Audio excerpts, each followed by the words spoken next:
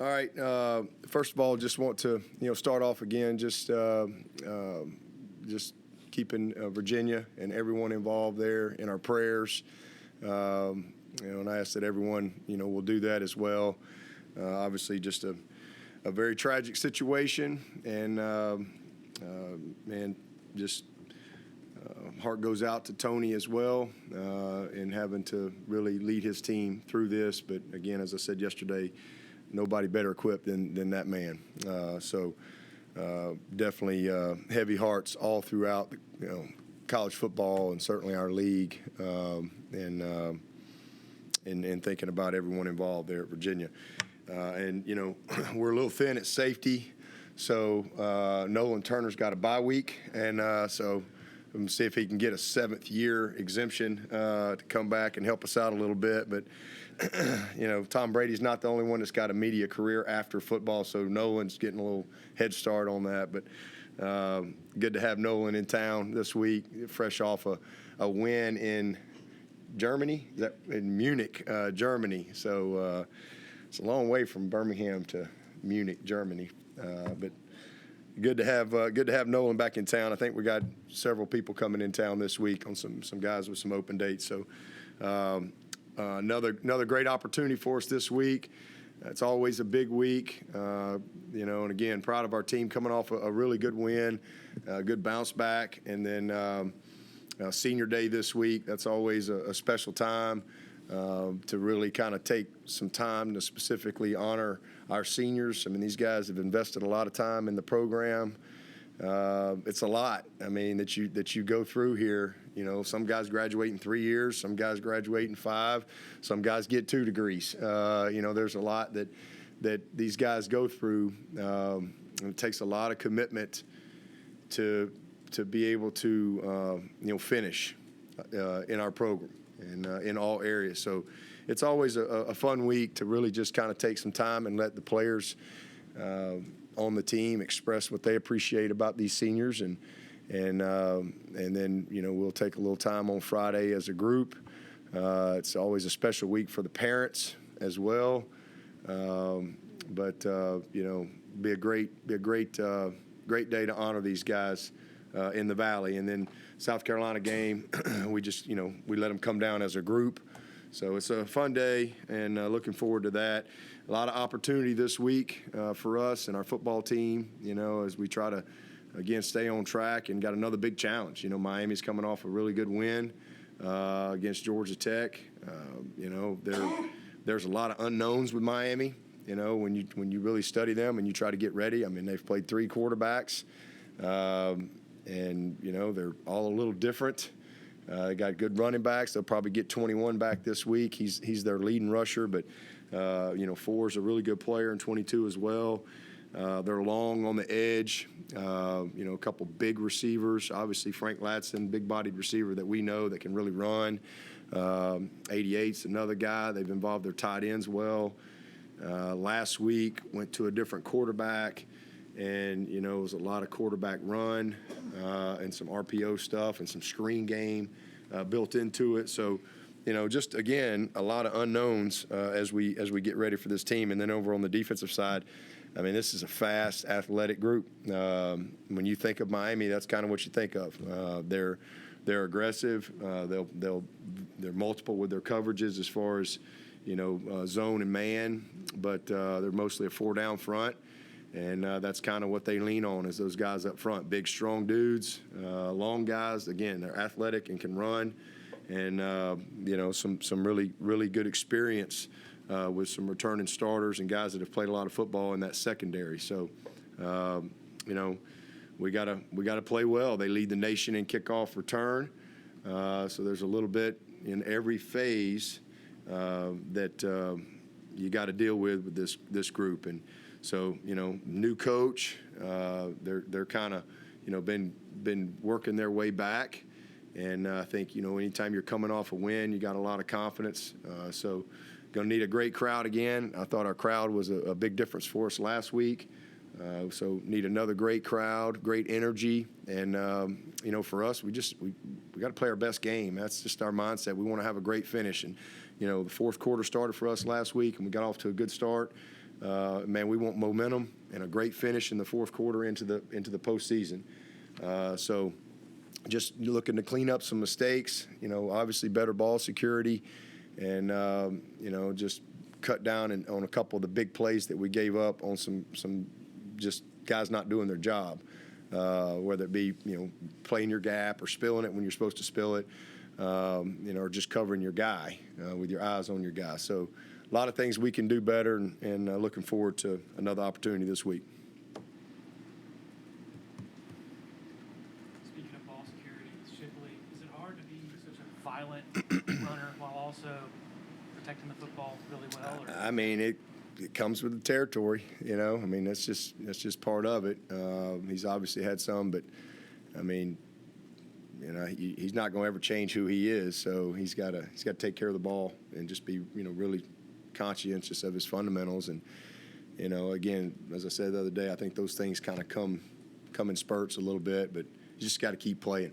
You just got to keep playing and stay aggressive, continue to be who he is. But there's certainly fundamental things that you can coach and teach, and things you do in practice and drills. But at the end of the day, he's got to let it rip like he always does. That's who he is. Do you have anything further on some of the injuries you mentioned the other day? Anybody in particular? Well, I know Venables, but what about Bo Collins? Bo was back in practice yesterday. We're working him back in. So he's kind of, I'd say we're putting him on that day-to-day timeline. Tyler's definitely out. Trenton is same thing day-to-day. The guy that's going to be out is Malcolm Green. He's been battling the growing, so I think they're going to go ahead and do. He's got to have that lateral release done on his growing area, so I think he's going to go ahead and have that done. Because he just doesn't feel like he can really run like he wants to. So, and then I think that's about it. Is there somebody else? You say is Green out for the rest of the season? Yeah. I think Xavier Thomas had surgery yesterday. Yep, went well. It's great. Good spirits. Communicated with him last night, and so he's doing good. Kobe probably he was ready to play last week. Not quite 100%, but there's not many people 100% this time of year, going into the 11th game. But he was, it was a situation where, especially the way the game was and ended, we just no sense in putting him in late in the fourth quarter there, just to get him in the game. I think if it was a situation where we had to have him, we would have played him. But I think he got off to a good start. He's moving good. He looks good, and he'd be ready to play. The broadcast mentioned maybe Shipley something with his hand. Did that have anything to do with the ball security? No. I guess with Tyler, does he need anything surgical on that hand? Venables? No. Just right. Yeah. Just got to heal up. Just time. Your team talked about last week being just practices having such an edge to them. How do you challenge them to find that not coming off of a loss? How do you recreate that going forward from here? Well, I think, sometimes as I said the other day, sometimes you tell them the stove's hot. All right. Sometimes they listen, sometimes they don't. Sometimes you got to get burned, and then all of a sudden you start listening a little bit more. But I thought they really responded last week. It was a great week of practice from a mindset standpoint, and I think they managed the failure well. Now you got to manage the success well, and you've got to just stay focused on what you got to do today on Tuesday, and really just like what we need on Saturday, you got to bring the mentality today. That's because it really is all about today, right? It's all about today. That's all we got. And that's what we say, win the day. We got to win the day. Well, you win the day by being in the now. Right now. You can't be in yesterday, can't be in tomorrow. Just that intentionality. And you have a choice. You have a choice what you do today. But you're free to make that choice, but you're not free from the consequences of the choice. You don't get freedom from that. So it's just a mentality. It's just a mindset of showing up, being ready for today. And today is Tanoga Tuesday, and it's a full pad day, and there's some competitiveness, and you freaking show up and go to work and get better and try to win the day. And then, you build on that, and then all of a sudden you look up on Friday and you're okay, I'm ready. And then you take it to the game day. So it's just a process you got to go through each and every week, and it should never matter. Shouldn't matter where you play, who you play, what time you play, what the weather is, what the team's record is. Are they undefeated, or are they, 7-3? It shouldn't matter. Because when it does, then you're inconsistent. And but again, they had a good game, not perfect, but we had success. So now let's manage that, just like you managed some failure and some adversity last week. And if we do that, then man, hey, you look up and you have a great year and a great season, and who knows what can happen.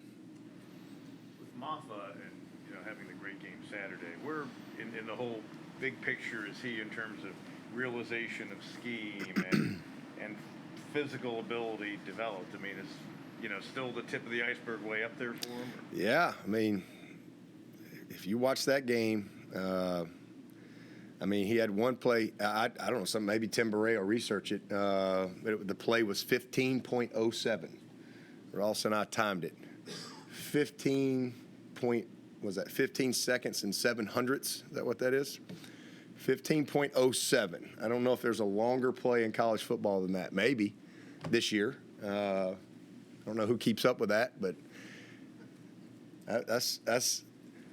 there's your physicality. And then he made a lot of runs where he just ran over a guy, ran through linebackers, ran through safeties.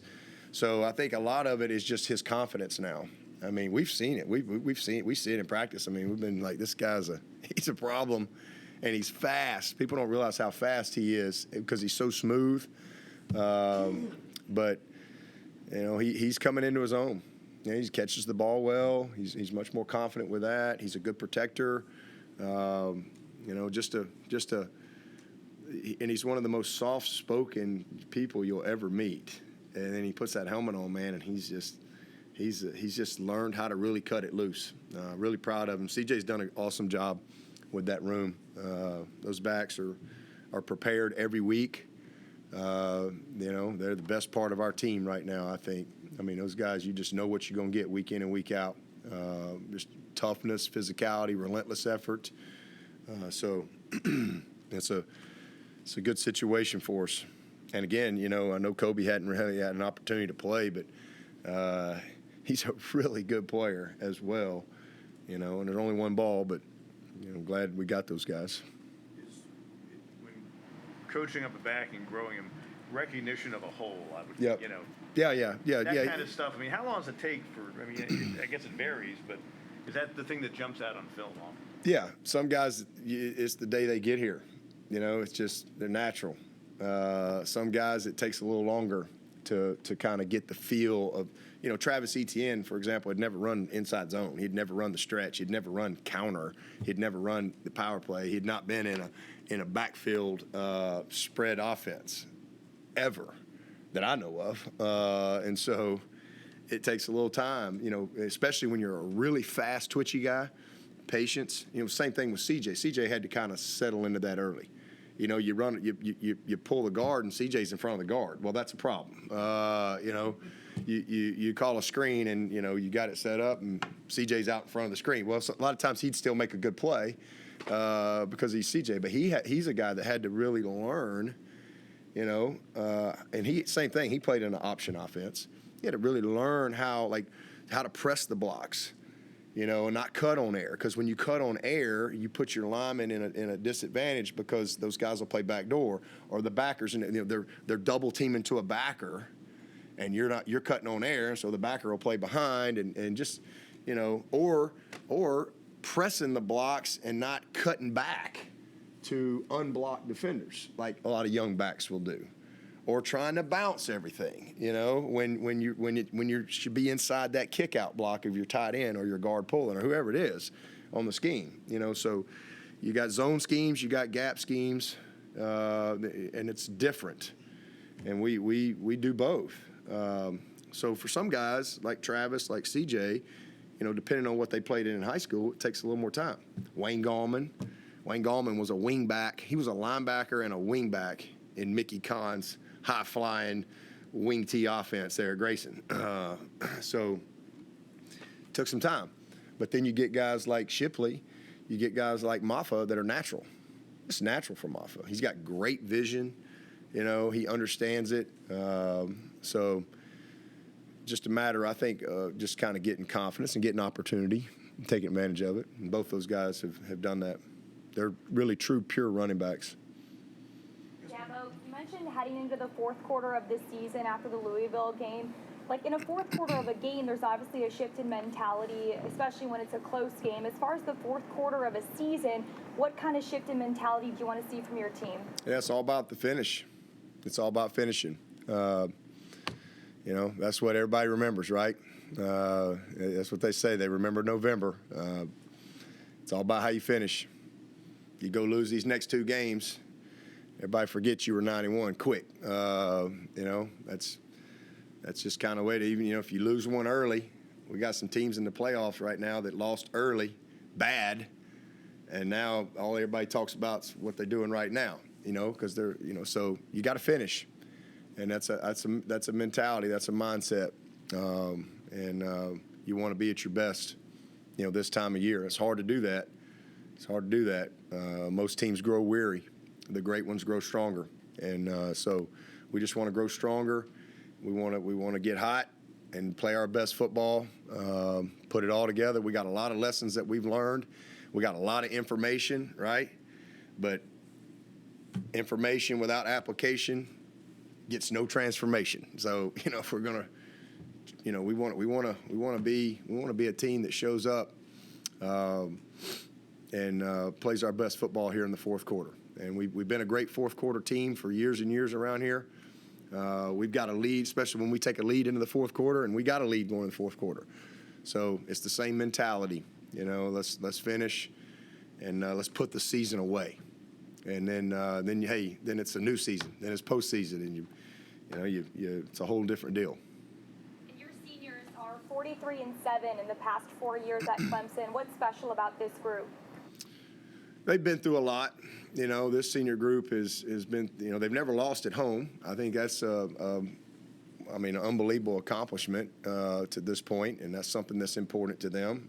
They definitely, take a lot of pride in that, and I know they want to win these last two games at home for sure, and I know they want to win the ACC championship. They've won a lot of championships. They've won a championship every year, but last year, we kind of got knocked off the top of the mountain, and these guys, have the opportunity to finish back on top and win this league. So this group's been through a lot, man. I mean, they've been through COVID, post-COVID. They've been through a challenging season last year at 4-3, and man, respond the way we did. That team was amazing last year to go from 4-3 to 10-3, and then a 14-game winning streak, they've done a lot of things. They've been a part of the highest team GPA in the history of this football program. All of them are graduates. I think come postseason, we're going to have like almost 30 graduates, and several of them with 2 degrees and double majors, masters, all that stuff on this team.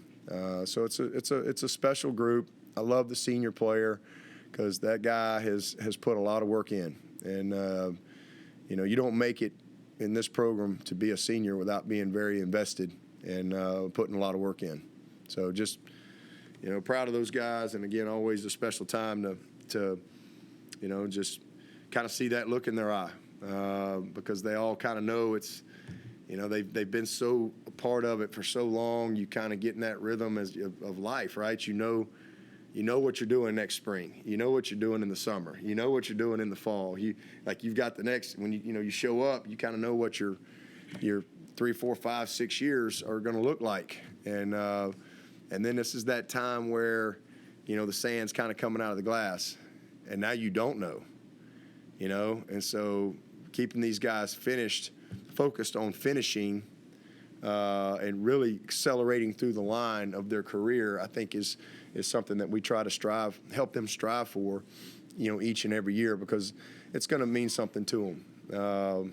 That's what I loved about that team last year down there at the Cheez-It Bowl, man. Man, those guys fighting to finish, and and then again, they start to realize they're not going to be together every day.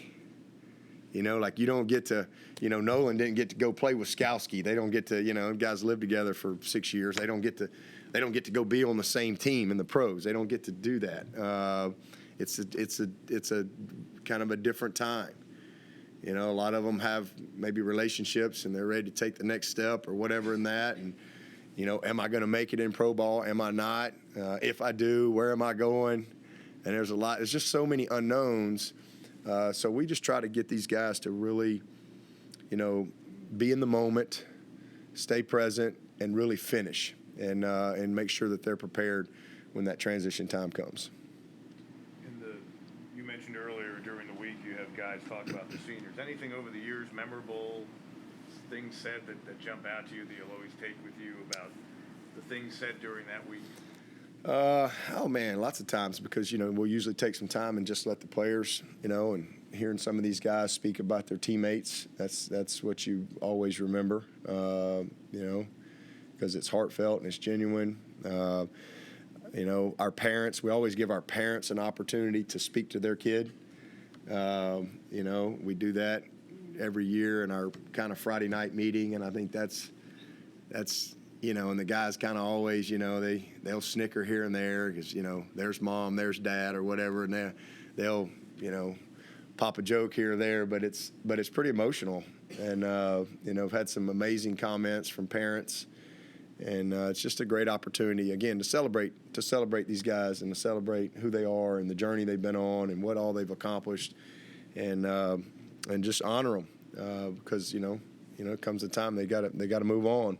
And I wish I could keep these guys forever. That's the sad part, because you spend so much time with these guys for years. I mean, years. And now they got to move on. And that's a really sad thing. It's exciting to know that you got new guys coming in and you kind of start that process over again. But it's always a little bit, bittersweet when these guys have to move forward.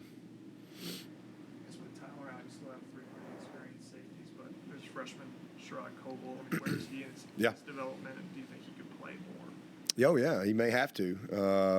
We just haven't. He's played special teams and he's played some, but with Mickens and JP and Makuba, they've kind of carried and Tyler. That's kind of been it's just where we are. Those veteran guys, and Covil's going to be a great player, but. Now with Tyler out, that gives him a little more opportunity for sure, and we'll need him to be ready. Are there any freshmen you've kind of been saving that maybe down the stretch you want to use that haven't used all their games? Cole Turner. I mean, and we've been holding him. We've kept him with us all year. I was just telling Nolan, this kid is going to be a great player. These three freshman receivers, man. I mean, between Adam and Antonio and Cole. I'm really, really excited about them. Just who they are, how they work, just how natural it is for them to play the game. Going to be fun to coach these guys for a few years. But Cole's a guy we've saved all his games, and you'll see him start to play some down the stretch here. Special teams, receiver, you name it, just a little here and there. We'll work him in, but.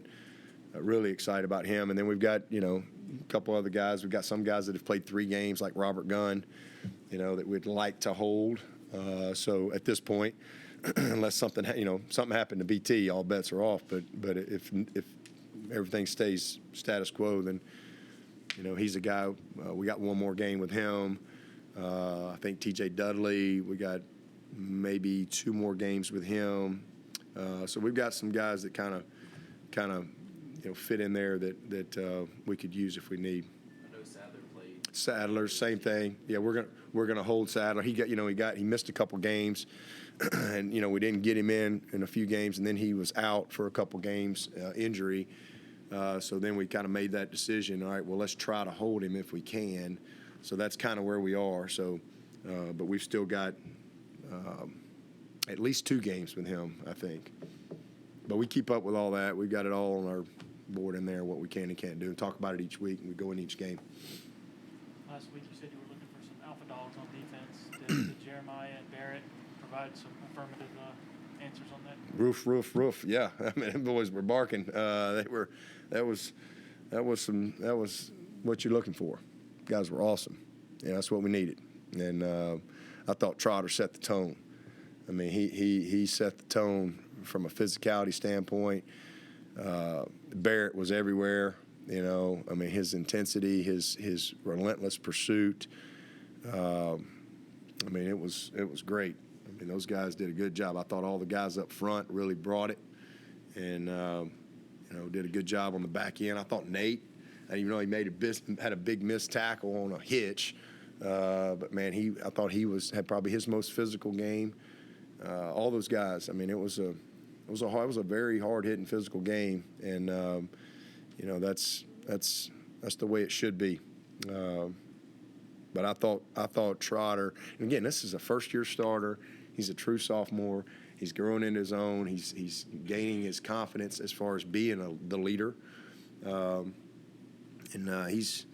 was a big game for him. I think you'll see him continue to go. Same thing with Barrett and then he's a young guy in there, but man, he don't flinch. Mickens is a tough physical guy. So it's a good group, and again, that's how we got to play. And but those guys stepped up and did a good job. I know you said at one point the plan was for DJ to move on after the season, or he was hoping to, but I don't think he's listed on the senior day honorees. Do you know what his plan is? Well, I mean, he's graduating in December, but I don't think that's something that he just don't think he wanted to be honored on senior day. I don't think he wanted to deal with all the process of it, and he's not he's not worried about any of that stuff. He's just worried about beating Miami. That's what he's worried about, which is what he should be worried about. Yes, going back to Phil Mafah, obviously, Phil was obviously in that recruiting class with him, is a very highly rated guy. I mean, what does it say about Phil that he was willing to come along with Will, and then obviously you have the red shirt last year you tried to do and it doesn't happen? No, I mean, they're roommates, they're great friends, they're close. I mean, I think it's just the norm in college football. I mean, heck, you look at some of these teams, they sign 3 Phil Mafahs in every class, it seems. So I think all these guys know, that it's not going to just be one back, really anywhere. I mean, rarely do you see that. Most of these teams play multiple backs. The great teams, the teams that are very successful in the end, they've got multiple backs. And so, you even see that mostly at the NFL too. So I think, he knew he wanted to come to Clemson. He loved Clemson. He'd been in our camp. He knew Shipley. He and Shipley were both in camp. They knew each other and, again, really liked each other, roommates, and support each other. And plenty of room for both of those guys. And they both recognize, we need them. I mean, to go out there and get 35 carries every game is you don't really see that anymore. It's good to be able to have a 1-2 punch where you got guys that you can play in any situation. And but Mafah just knew what he wanted to do, and he's doing it.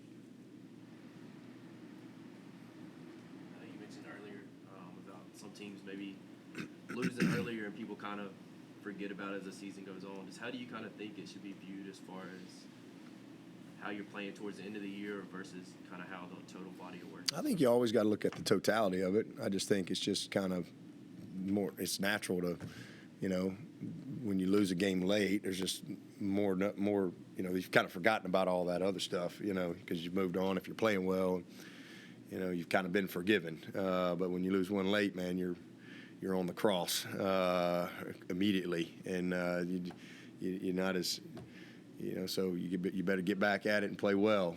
And things have to happen and stuff. But I think at the end of the day, that's why they have a committee to look at the totality of what teams do.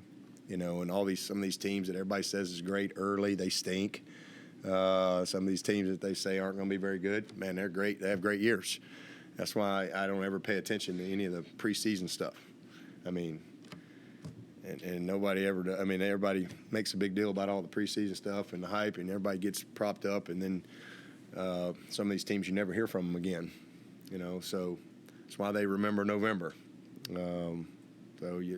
It's tougher. It's tougher when you lose a game late. But man, it's hard to be 9-1. Whether you, how many 9-1 teams are there? 4, maybe. 4 undefeated teams, 4 9-1 teams. I mean, it's hard. It's hard to win. It's hard to win. You don't ever want to lose, but just human nature. When you lose one late, you just people look at it differently. Miami's other 2 quarterbacks aren't exactly dual threats. What was your reaction when you turned on the Georgia Tech film and saw that guy? Yeah, I mean, they move okay. I mean, Garcia and Van Dyke, they move better than you think they do. But yeah, he's very different. He's big. They're all got size, but he's 6'4", 200-something pounds. But they had a lot of quarterback design runs, not necessarily just some zone read, just some actual design quarterback run stuff that they did with him. And then he scrambled around, made some big plays, broke containment a couple times. Got down the sideline one time. Really, you saw his long speed. He's got some long speed. He's not like Malik, 0 to 100 in 3 seconds, but he can really run. Especially when you, and he's bigger. He's a big dude. So he was a good spark for him. So just, again, we've played a lot of quarterbacks this year. I mean, we've played a lot of guys, a lot of them. I mean, you come into this season and you got to go beat Sims in the opener at their place. You got to beat Hartman at his place.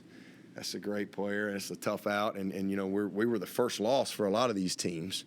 And then you got to beat Leary, who's a tough player. You got to go beat Travis. You got to beat Jerkovic. I mean, it's like every week you look up, you're playing a quarterback. You got to go beat Malik. We've played some guys for sure. So we've seen a little bit of everything across the board, and we'll be ready. When you face a program that's got a new head coach, new staff, how much, as you watch from week to week their game film and your guys study, you're just seeing them trying things, and Yep. What does that do in terms of your preparation? I mean, all you can do is study the tape, and they again, it's a. I mean, Mario's trying to build a program. I mean, I think building the program right now is probably that's his number one priority, as opposed to what their record is this year. Obviously they want to win every game, but it's probably the most important thing for him. And so there's probably some decisions that you have to make, especially in that first year, that might affect a game here or there. And then when you take over a job, you kind of are where you are, personnel-wise, culturally, discipline, whatever. And you don't just wave a wand and do it. And so he's proven to be very successful in building a program. And I'm sure he wished he could have come out and be 10-0 right now. But man, they got players, and I think you see the progression of just what they're trying to do within their program. And they got Dan Radakovich. Got the fighting Radakoviches coming in here this week. So he's got a great AD that knows what it looks like as well. And Mario knows what it looks like. I mean, he's incredibly successful at Alabama. A lot of success at Oregon. So they've got a great staff. But I think that when you watch them in totality, I mean, yeah, you see a lot of different things as they're trying to just take their personnel and win that week. But, at the end of the day, that's all you can go on. And they've had some injuries, had some key guys that got hurt, lost 2 starters in the offensive line. And again, just the situation at quarterback has been a challenge for him. But this is, make no mistake, this is a team. They got some dudes now. They can get off the bus with anybody. I promise you. They are long. They can run. They're physical, and an incredibly athletic group. I guess you brought this up yesterday, obviously with Tony in Virginia, that just the right guy. You feel like to be there. Yep. What from your experience with Tony makes you? Well, I mean, just how he's been equipped through his life. You know, I mean, he's dealt with a lot in his life. He's incredibly smart. He's a strong man of faith. Tony's one of the best people I know, and I mean, he's one of those. There's not many people you trust your life with. He's one of them, and you know, I just know that God's put him there, you know, for this time, and nobody wants to be in a situation like this. But again, he's all the things that he's been through in his life and the challenges that he's been through. You know, he will do as good a job as anybody could possibly do in nurturing these guys and you know, putting his arms around the Virginia family and just making sure that these young men you know, grieve and can process things and move forward with their lives. And you know, I don't have any doubt about that. And again, that doesn't. I mean, this is about as tough a situation as you can be in as a coach. But like I said, just knowing who he is, knowing how